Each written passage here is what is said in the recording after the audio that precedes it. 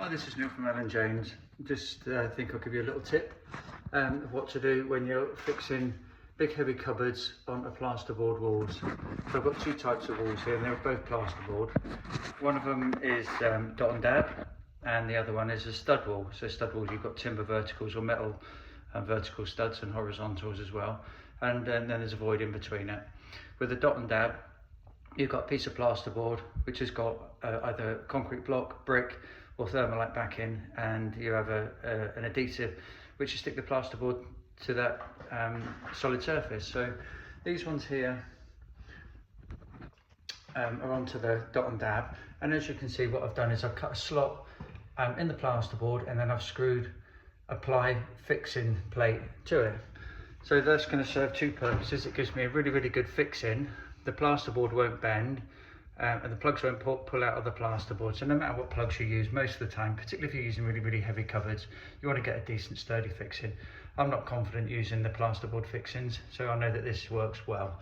So we cut a piece of ply and then we put our fixing brackets onto this piece of ply, and it's well fixed into the wall.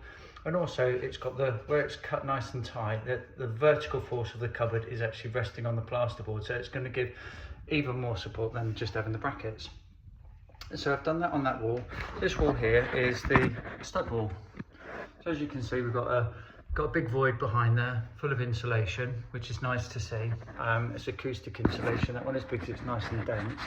So what I do, I just call this a letterbox approach. So I've already done this one, so I cut a slot and then I pop the piece of ply up and then I screw it through the plasterboard, and then once the brackets go through the plasterboard and into the ply, then it squeezes everything together so that it's never going to drop.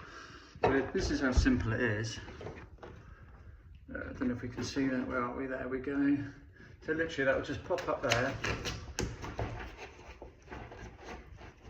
I'll hold it up in line, pilot hole it and screw it, and that's it.